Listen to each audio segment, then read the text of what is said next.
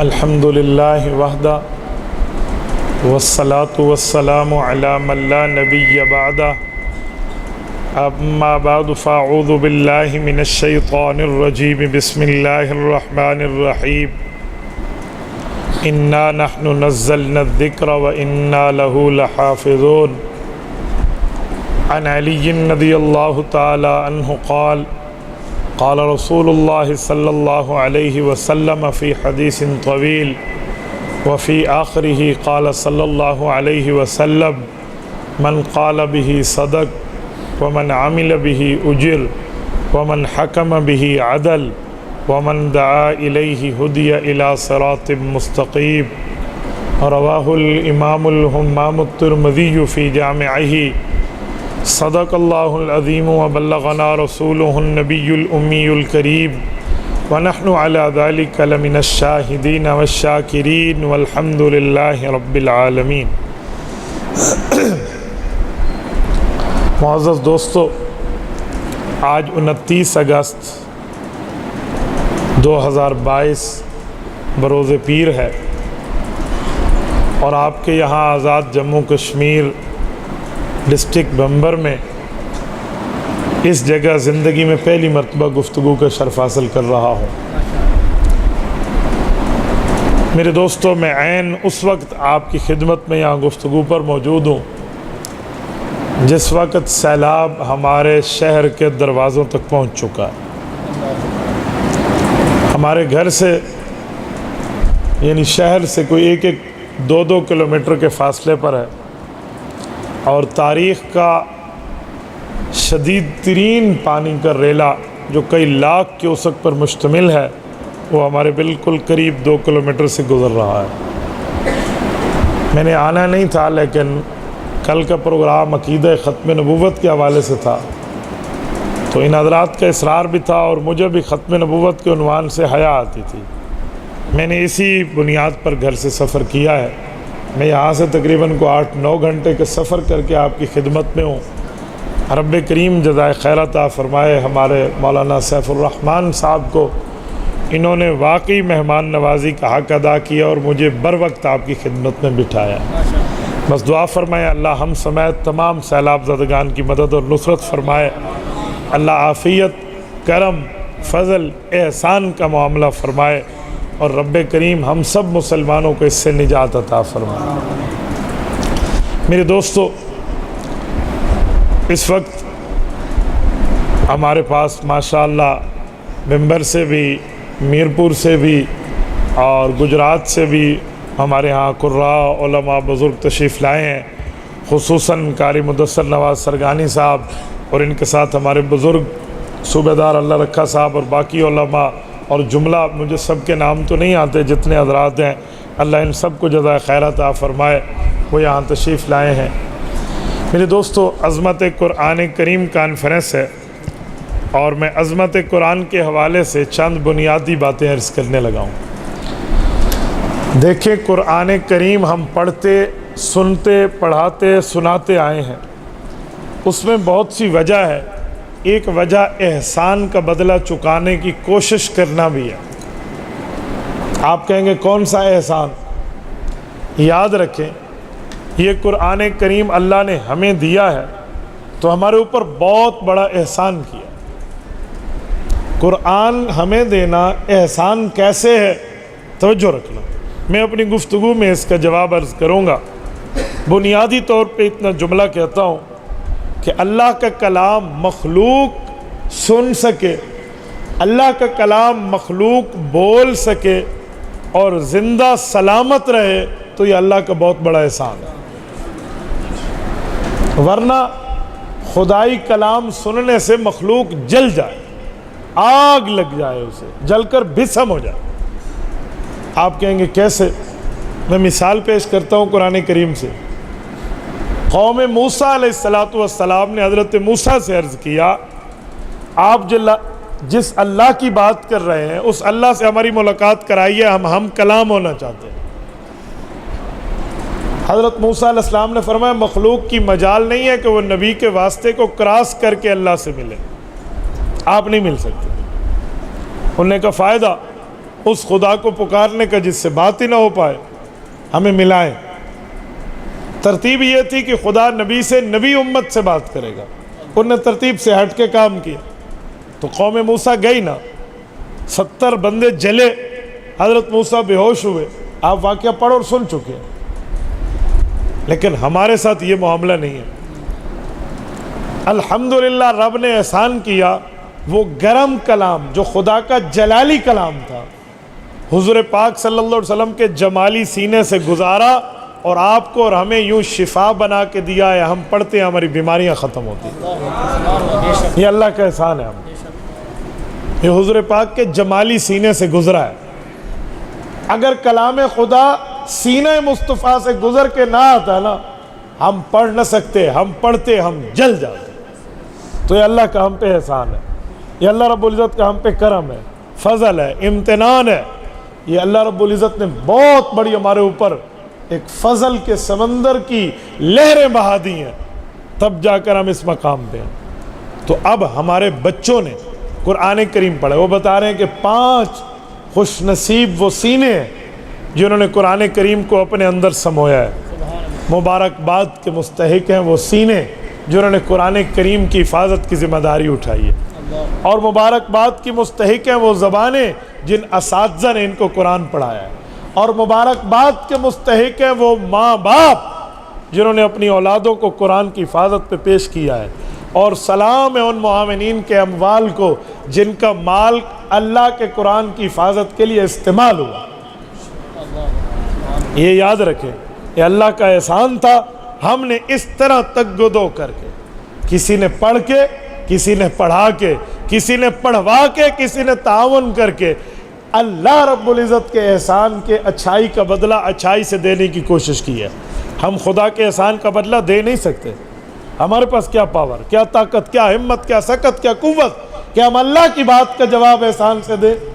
کوشش تو کر سکتے ہیں نا، تو کوشش ہے، اور اسی کوشش کے سلسلے میں ہم جمع ہیں۔ دوسری بات، حضور پاک صلی اللہ علیہ وسلم کی ایک خواہش مبارک تھی جو حضور کے سینے میں اٹھتی، تو اس لیے حضور پاک اس خواہش کے اظہار کے لیے کام کرتے۔ جبرائیل امین نازل ہوتے، وہ قرآن پڑھنا شروع کرتے تو حضور ساتھ ساتھ دہرانا شروع کرتے، ابھی اس کے ختم کا انتظار نہ فرماتے، ساتھ ساتھ پڑھتے۔ رب کریم نے سورۃ قیامہ پارہ نمبر 29 کی آیت اتاری، اللہ نے فرمایا لا تحرک بہ لسانک لتعجل بہ، محبوبم یوں مت فرمائیے کہ یہ قرآن پڑھے تو آپ بھی ساتھ پڑھنا شروع کر دیں۔ اب جواب ہے جسے کہتے ہیں دفع دخل مقدر، چھپے اعتراض کا جواب۔ اللہ میں اپنے شوق سے نہیں پڑھ رہا، میں اس وجہ سے پڑھ رہا ہوں جس کو لتعجل بہ میں سمجھایا گیا ہے۔ میں چاہتا ہوں یہ کلام خداوندی ضائع نہ ہو، میں فوراً دہراؤں، یاد کروں، ازبر کروں تاکہ اگلی امت تک پہنچا پاؤں۔ میں تو اس وجہ سے ساتھ دہراتا ہوں، میری خواہش یہ ہے کہ اس کو جلدی جلدی اپنے پاس محفوظ کر لوں تاکہ اگلی نسلوں تک پہنچاؤں۔ عرب نے اس اعتراض کو نقل کیے بغیر جواب دیا۔ یہ ہے دفع دخل مقدر۔ مولوی سمجھتے ہیں شرح جامی دیکھی ہو تو کیا فرمایا؟ فرمایا ان علینا جمعہ وقرآنہ، محبوب ہم اس بات کی فکر چھوڑ دیں یہ اگلی نسلوں تک پہنچے گا کیسے، اس بات کی فکر چھوڑ دیں یہ قرآن اگلی امت تک پہنچے گا کیسے۔ ان علینا، آپ کا رب اعلان کر رہا ہے یہ ذمہ داری ہماری ہے، جمعہ وقرآنہ، الگ الگ اترنے والی آیات اور صورتوں کو جمع بھی کرا کے دکھائیں گے، قیامت تک پڑھوا کے بھی دکھائیں گے۔ یہ حضور کی خواہش اللہ رب العزت کے حکم سے 4 طور پہ پوری ہوئی ہے۔ جس بچے نے اپنے سینے کو قرآن پڑھنے کے لیے پیش کیا ہے، جس استاد نے اپنی زبان کو پڑھوانے کے لیے پیش کیا ہے، جن ماں باپ نے اپنی اولاد کو تعلیم کے لیے پیش کیا ہے، اور جن معاونین نے اپنے اموال کو اس میں کار خیر کے لیے پیش کیا۔ تبھی میں نے کہا میں سلام کر رہا ہوں اس مال کو بھی، ان والدین کو بھی، ان اساتذہ کو بھی، اور ان طالب علموں کو بھی۔ میرے دوستو، یہ زندگی چند روزہ ہے۔ الموت قدح کل نفس شاربوہا، موت ایک پیالے کا نام ہے، ہر ذی روح نے وہ پیالہ پی کے مرنا ہے۔ والقبر باب کل نفس داخلوہا، اور قبر ایسا دروازہ ہے ہر بندے نے اس میں داخل ہونا ہے. یہ طے ہے انسان مٹی میں آئے گا, یاد رکھیں. کیوں؟ سورت نمبر 20 سورت طٰہٰ آیت نمبر 55 رب کریم نے اعلان فرمایا منہا خلقناکم وفیہا نعیدکم ومنہا نخرجکم تارۃ اخری. اسی مٹی سے تمہیں پیدا کیا, اس میں لوٹائیں گے, قیامت میں یہاں سے اٹھائیں گے. اس آیت کے تحت تفسیر الجامع لاحکام القرآن قرطبی میں امام قرطبی رحمہ اللہ نے حضرت ابو ہریرہ رضی اللہ عنہ کی مرفوع روایت کو جگہ دی ہے. فرمایا ما من مولود الا وقد ذر علیہ من تراب حفرتہ. جس بندے کی جہاں قبر بنتی ہے اسی جگہ سے مٹی اٹھا کر اس کی پیدائش ہوتی ہے. جب ہم نے قبر پہ جانا ہے, مرنا ہے, تو ہمیں آخرت کی تیاری کرنی ہوگی. یاد رکھو, آخرت کی تیاری کے لیے رب نے پیپر آؤٹ کر دیا ہے. آپ کو رب نے سمجھا دیا ہے کہ دنیا میں مال دے کر, عزت دے کر یا بھوک اور افلاس دے کر اللہ آزمائے گا اور دیکھے گا میری بات پہ کتنا عمل کرتے. مالدار کو مقام شکر پہ آزمایا جاتا ہے, اور عیالدار اور افلاس اور بھوک والے کو مقام صبر پہ آزمایا جاتا ہے. ہر معاملے میں کسی سے لے کر کسی کو دے کر آزمایا جاتا ہے, اور دیکھا جاتا ہے کہ یہ بندہ کتنا اپنے رب کا شکر گزار ہے. آپ کہیں گے ضرورت کیا تھی؟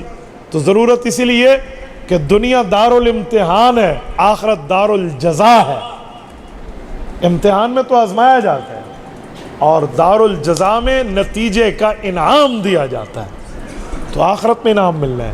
اس لیے دنیا میں جو مال ملا, جو جوانی ملی, جو طاقت ملی, جو اولاد ملی, اس جوانی, طاقت, اولاد اور اموال کو اور اس اوقات کو اللہ کی دین پر, اللہ کے قرآن پر, حضور کی نبوت پر قربان کر دو. ورنہ دنیا میں کئی آئے اور گئے.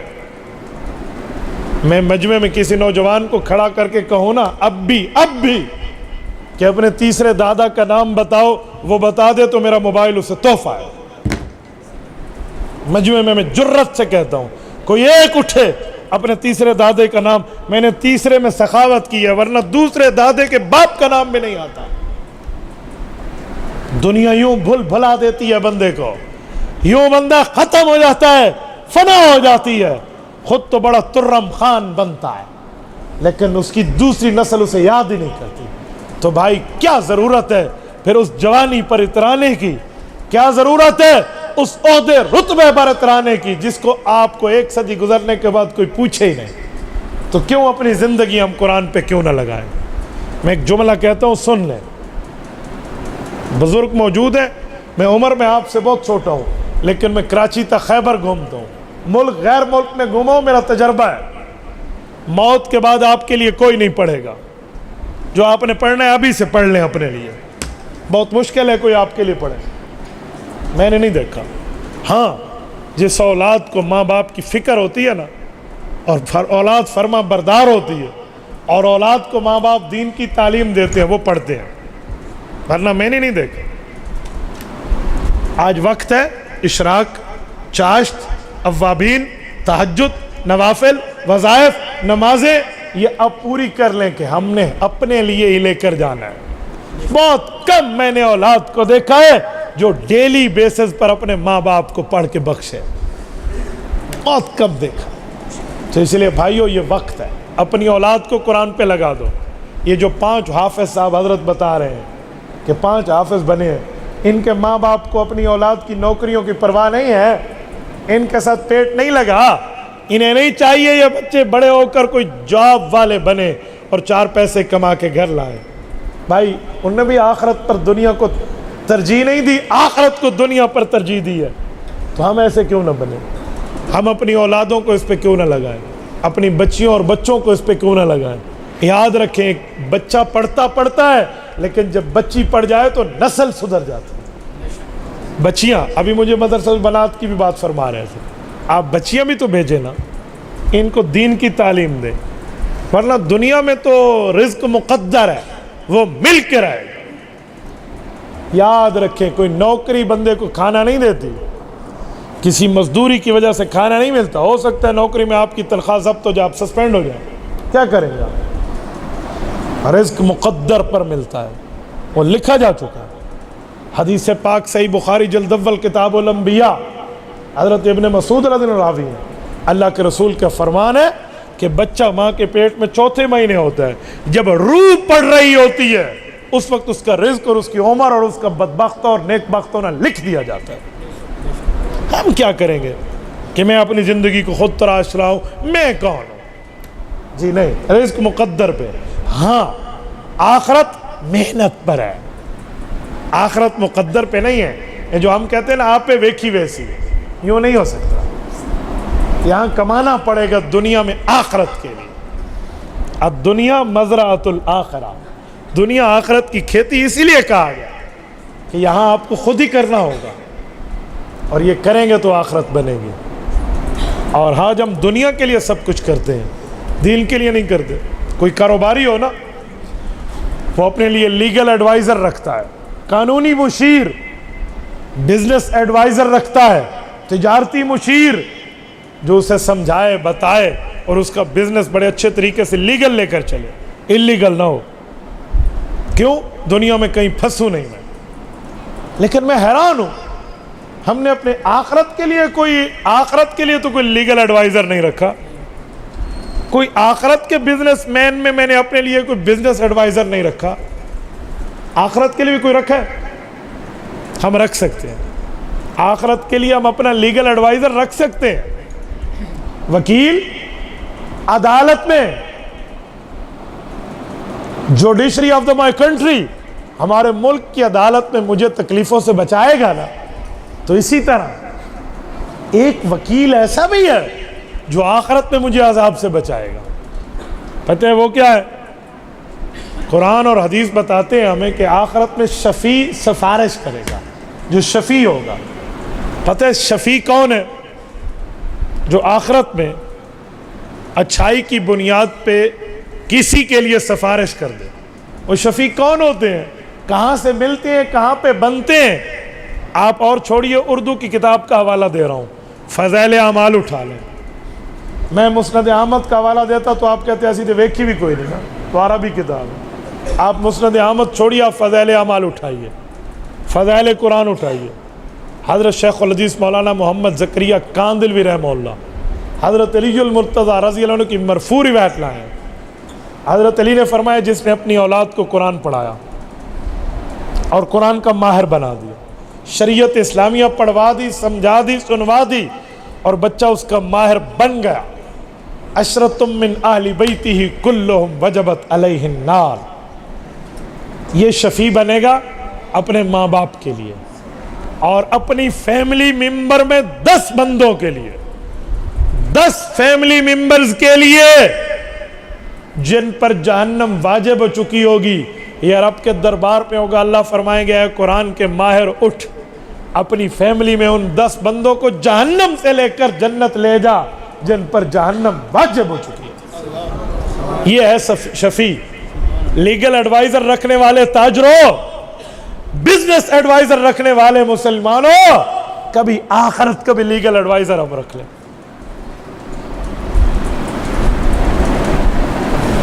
کہتے ہیں ایک دادا موجود تھا تو پوتے نے قرآن حفظ کیا، اور دادے کے سامنے جب پوتے کو اس کے باپ نے یعنی دادے کے بیٹے نے اپنے بیٹے کو پیش کیا کہ ابا آپ کا پوتا حافظ ہو گیا ہے،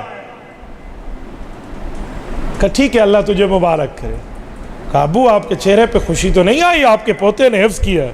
تو کیا جملہ بولا اس کے دادا جان نے، انہوں نے کہا پتر یہ تو تیرا سفارشی ہے، میرے سینے میں ٹھنڈ پڑتی جو تو حفظ کرتا، تو میری اولاد ہے۔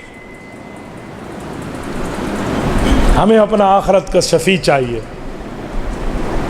میں اس موقع پہ اپنے ماں باپ کو ضرور خراج تحسین پیش کروں گا۔ میرے ماں باپ کو ایک کالج میں اچھا ہونہار اسٹوڈنٹ اپنے بیٹے کی شکل میں ملا تھا، پرنسپل لیول تک میرے ماں باپ کو پیغامات بھیجتے تھے کہ اسے فلاں فیلڈ میں بھیج دے، کوئی کہتا آرمی میں بھیج دے، کوئی کہتا پولیس میں بھیج دے، اعلیٰ عہدے پر جائے گا، بڑا ٹیلنٹ والا بچہ پڑھ لیتا ہے، یاد کر لیتا ہے میرے ماں باپ کو دنیا نہیں چاہیے تھی، ان کے ساتھ پیٹ نہیں لگا ہوا تھا، میرے ماں باپ نے مجھے مدرسے بھیجا ہے، کیوں؟ انہیں زندگی محبوب نہیں تھی، آج وہ دونوں قبر کی پاداش میں جا چکے ہیں، لیکن میں سمجھتا ہوں ان کا صدقہ جاریہ باقی ہے۔ تم نے میرے لیے کرسی لگائی ہے، کیوں؟ میں بڑی ماں کا بیٹا ہوں، میرے منہ پہ بلبل بیٹھی ہے، وجہ صرف دین ہے، اسلام و ایمان ہے، شریعت و مذہب ہے، تو اپنی اولادوں کو یہ دین کیوں نہیں پڑھاتے؟ رب دنیا میں بھی عزت دے گا، آخرت میں بھی عزت۔ میں بیان کم کر رہا ہوں اور آپ کی غیرت پر دستک زیادہ دے رہا ہوں۔ مجھے بڑا عرصہ ہو گیا گفتگو میں چلتے ہوئے، میں اس تجربے پر پہنچا ہوں کہ جھنجھوڑ کر غیرت پر دستک دو، لوگوں کے اندر کے مزاج ہلیں۔ میں تمہیں آیت سناؤں، حدیث سناؤں، تسی واہ واہ کر لینا، لیکن مولانا نے جلسہ کیوں بنایا؟ واہ واہ کے لیے؟ آج واہ واہ ہوئی ہے، کیا باتاں حضرت، کیا انہوں نے طرز لگا کر گفتگو سنائی، مزہ آ گیا۔ کوئی فائدہ ہوا؟ کوئی میسج دیا؟ کوئی پیغام اور اگلا لائے عمل دیا؟ کہ جب آئے تھے تو مائنڈ سیٹ کیا تھا اور یہاں سے اٹھے تو ذہنیت کیا تھی؟ یوں ہونا چاہیے۔ میں اس لیے آپ کی غیرت کے دروازے پہ ناکنگ کر رہا ہوں، دستک دے رہا ہوں۔ میرے دوستو، اپنی اولادوں کو دین پہ لگاؤ، اپنی اولادوں کو لگاؤ۔ آپ کی اولاد پڑھے گی، تمہاری دنیا بھی بہتر ہوگی، تمہاری آخرت بھی بہتر۔ میں نے الحمدللہ اپنی اولاد کو دین پہ لگایا۔ میرا چھوٹا بچہ ہے، رب کریم اس کی عمر اور علم کی حفاظت فرمائے۔ میں سرحد میں ہوں، اسے پنجاب بھیجا ہے پڑھنے کے لیے۔ میں والد نہیں ہوں، میرے سینے میں دل نہیں ہے، مجھے اپنی اولاد محبوب نہیں ہے۔ میں پچھلے ماہ حرم سے آیا تو میں کعبے کا کنڈا پکڑ کے، غلاف پکڑ کے اللہ رب العزت سے ایک بات طے کر کے، میں نے کہا میرے مولا، میں تیری رضا کی خاطر جدائی کا غم برداشت کروں گا، اس بچے کو میں نے قرآن کا ماہر بنوانا ہے، بس اللہ تو راضی ہو جا، مجھے صبر دینا، میں اسے اپنے سے دور بھیج رہا ہوں۔ مجھے بھی جب بچہ یاد ہے، رات کو میری نیند بھی ہل جائے، کون باپ ہوتا ہے جس کو اپنی اولاد سے پیار نہیں ہوتا؟ لیکن میں نے دین کی خاطر برداشت کیا۔ میں تمہیں ترغیب دے کر کہتا ہوں، اپنی اولادوں کو دین کے لیے آگے لے جاؤ، دنیا کی تکلیف برداشت کرو، آخرت کی راحتیں، عزتیں، شرافتیں، برکتیں نصیب ہوں گی، آخرت میں عزتوں کے تاج پہنا کر اٹھائے جاؤ گے۔ دنیا تو چند روزہ ہے۔ کہتے ہیں ایک بزرگ سے کسی نے پوچھا، حضرت موت کو کتنا قریب سمجھتے ہیں؟ انہوں نے تشریح کرتے ہوئے کہا کہ وَالْمَوْتُ أَدْلَى مِنْ شِرَاكِ نَعْلِهِ، کہ موت تو تسمے سے زیادہ قریب ہے۔ تو کہا ایک نماز پڑھی، پتہ نہیں دوسری نماز کا وقت ملے گا یا نہیں۔ تو ان سے بڑے استاذ بیٹھے تھے، انہوں نے کہا واہ، تم نے تو موت کو بہت ایزی لیا کہ ایک نماز سے دوسری نماز تک کا تو بڑا ٹائم ہے۔ میں تو یہ سمجھتا ہوں میں نے ایک طرف سلام پھیرا ہے، پتہ نہیں دوسری طرف پھیر پاؤں گا یا نہیں۔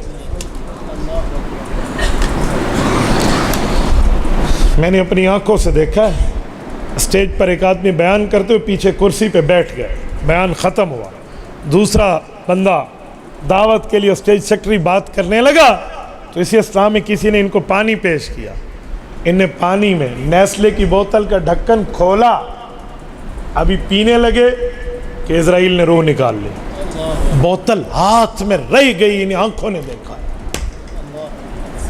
بوتل ہاتھ میں رہ گئی، ایک قطرہ بھی نہیں پی سکے۔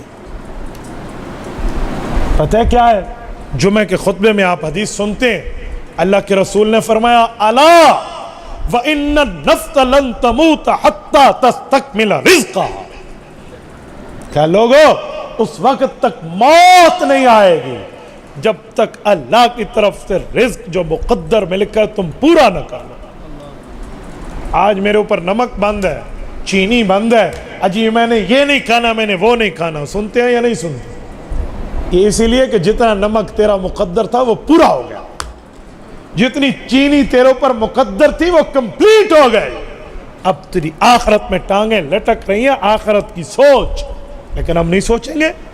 شیطان کے پاس نورانی دعوت، جنازے میں بندہ ٹھہرا ہوگا اور چوری کے لحاظ سے ٹھہرا ہوگا۔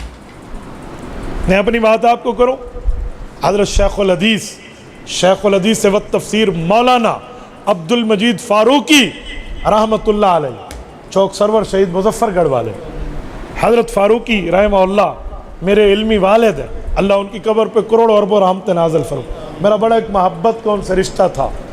वो फौत हुए, मैं उनके जनाजे में गया। वहाँ एक आदमी ने जनाजे में मेरे साथ ठहरे हुए जेब से मोबाइल निकाल लिया। मैं अपने मोबाइल के गम में बात नहीं कर रहा, छोड़ो बाबा मेरा आखरत का वो अकाउंट है वो खुला रहेगा, बदला अल्लाह ने देना। लेकिन मैं एक जुमला कहता हूँ, मुझे इब्ने आदम के खुदा की कसम इस सुस्ती और काहली पर एक मर्तबा दंग रह गया, शशदर रह गया। मैं मौत की चारपाई के सामने ठहरे हो, जनाजे में ठहरे और चोरी की नीयत। काबतुल्लाह के तवाफ में एक शख्स को मैंने चोरी की बुनियाद पर शुरतों को पकड़ते देखा है, कहीं इसने फलां की जेब काट ली। वो अल्लाह के घर में ठहरे हो यार। वो काबतुल्लाह खुदा की कसम खा के कहता हूं, आंखें झुक जाती हैं, बंदा काबे को टिकटिकी लगाकर नहीं देख सकता। टिकटिकी लगाओ ना काबे पर, कहते रोजाना 120 रामते खाने काबा पे उतरती हैं, 60 तवाफ वालों के लिए, 40 वहां पर जिक्र और तिलावत वालों के लिए, और 20 काबे को देखने वालों के लिए। जो पहले तवाफ करे, फिर जिक्र तिलावत करे और फिर देख भी ले, तो का 120 की 120 उसे मिलती है। उलमा ने लिखे रुकने यमानी से हजर अस्वद के दरमियान काबे की एक साइड पे सिर्फ 70,000 फरिश्ता बैठा है, जिसकी ड्यूटी ये है कि जो मुसलमान इधर से गुजरे और वो ये कहे रब्बना आतिना फिद दुनिया हसना व फिल आखिरति हसना वक़िना अज़ाबन नार व अदखिलनल जन्नत माल अबरार या अजीज या गफ्फार या अरहमर राहिमीन, ये जुमला कह दे, वो 70,000 फरिश्ता आमीन कह देता है। इस जगह जहां बंदे का दिल कांप जाता है। मैं जुमला तुम्हें कह रहा हूं, जो गए हैं ना वो जानते हैं, जो नहीं गए ना उन्हें नहीं पता। जब तक हम भी नहीं गए हम समझते थे काबतुल्लाह होगा। वल्लाह जब पहले तो तरसते थे और अब काबे को देखने के लिए फिर बंदा तड़पता है। एक दफा देख कर तो आए, तो काबा शरीफ में चोरी हो रही है और तुम्हें मौत नहीं याद, तुम्हें कब्र भूल गई, तुम्हें आखिरत नहीं याद। यह हाल है। तो मेरे दोस्तों, ये कुरान करीम की महफिल सिर्फ इसलिए है कि अगर आपकी बेटी है तो बेटी को पढ़ाएं, आपका बेटा है तो बेटे को पढ़ाएं। मैं तुमसे चंदे के लिए, डोनेशन के लिए नहीं बैठा, आपकी गैरत पे दस्तक देने के लिए बैठा हूँ। अगर आप नाना दादा हैं तो अपने पोते और नवासे को भेजें, घर में तरगीब तो दें। कोई नहीं है तो छोटे भाई को भेजें। और अगर आप कमा रहे हैं तो नियत कर लें, अल्लाह पाक ने मुझे औलाद दी तो दीन पे लगाऊं। बस सिर्फ इसलिए मैं आपसे इस वसूली के लिए बैठा हूं। मेरे दोस्तों, कुरान करीम अपनी नस्लों को पढ़ाओगे तुम्हारी कब्रें ठंडी हो जाएंगी। यकीन मानो, एसी लगा हुआ हो, कमरे में बंदा आराम से सोया हुआ हो, पता चले ना एक बिच्छू कमरे में है, नींद नहीं आती।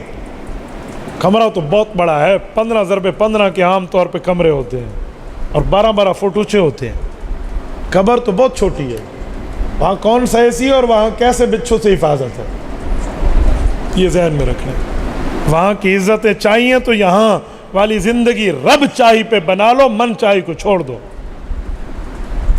और अगर कोई गुनाह हुआ है तो अल्लाह से माफ़ी मांग लो।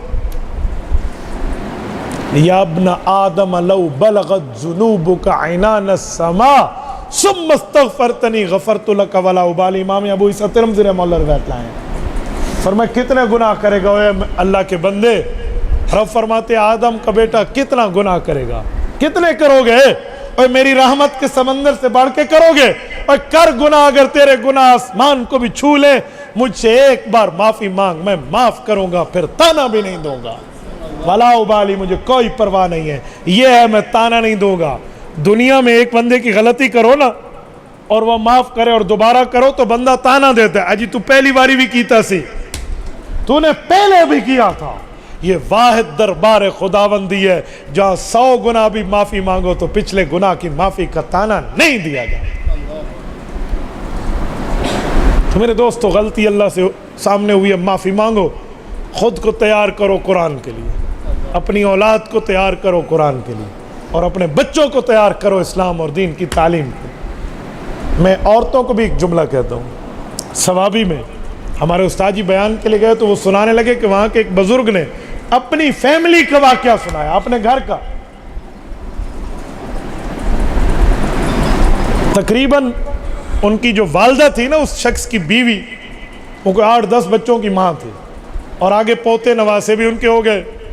تو ایک دن خاوند اپنی بیوی کو کہتے ہیں کہ میں نانا اور تو نانی، میں دادا اور تو دادی بن گئی ہے، ایک کام تو کر لیں. کہا کیا؟ تو کہا ہمارا تو بڑا کنبہ ہے.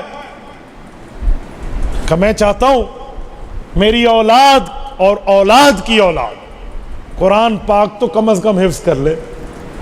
تو یہ جو بچیاں ہیں نا، ان کے لیے ایک حافظہ لڑکی لانا چاہتا ہوں، اور بطور دوسری شادی کے، کہ وہ تو ان کی نانی ہوگی، میری بیوی ہوگی، تو گھر میں ان کو قرآن پڑھائے گی. بیوی نے کہا صرف یہی وجہ ہے یہ دوسری شادی کی اور ہی وجہ ہے؟ انہوں نے کہا وجہ تو یہی ہے. کہا اچھا کچھ عرصہ صبر کر لو، میں بھی ڈھونڈتی ہوں، تم بھی ڈھونڈ لینا. کہا ٹھیک ہے. یہ 10-12 بچوں کی ماں ہے اور پھر نانی دادی ہے. وہ خاوند کہتے ہیں میں نے 1 سال بعد جب بیوی سے بات کرنا چاہی تو اس نے کہا فلاں رات کو بیٹھیں گے، بات کر لیں گے.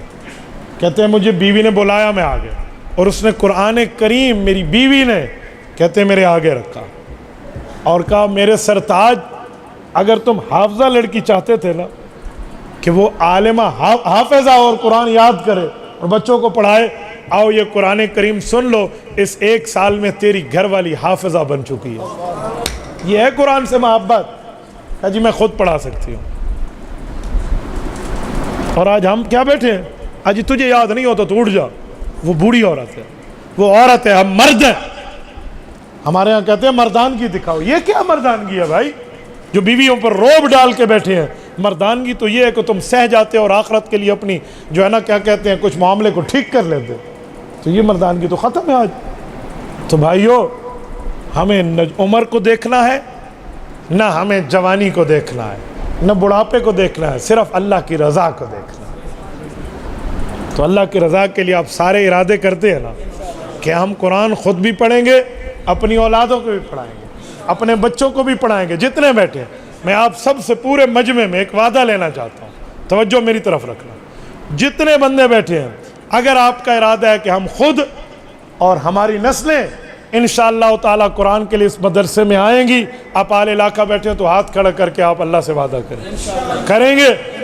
ہاتھ کھڑا رکھ کے اللہ سے وعدہ کریں، اللہ ہم اپنی دین کے لیے اپنی زندگیاں وقف کریں گے، اپنی اولادوں کو قرآن پہ لگائیں گے، اولادوں کی اولادوں کو لگائیں گے. شریعت اور دین کی حفاظت کے لیے ہم نے اپنی جوانی، اپنے بڑھاپے کو نہیں دیکھنا، اللہ تیری رضا دیکھنی ہے. وعدہ کرتے ہو جتنے بیٹھے ہو؟ اور اس قرآنی تعلیم کے لیے اس مدرسے میں اپنی اولادوں کو بھیجو گے یا اپنے قریبی اداروں میں قرآن کریم پڑھنے کے لیے افراد لاؤ گے؟ جزاکم اللہ تعالی. اقول قولی ھذا واستغفر اللہ وآخر دعوانا ان الحمد للہ رب العالمین.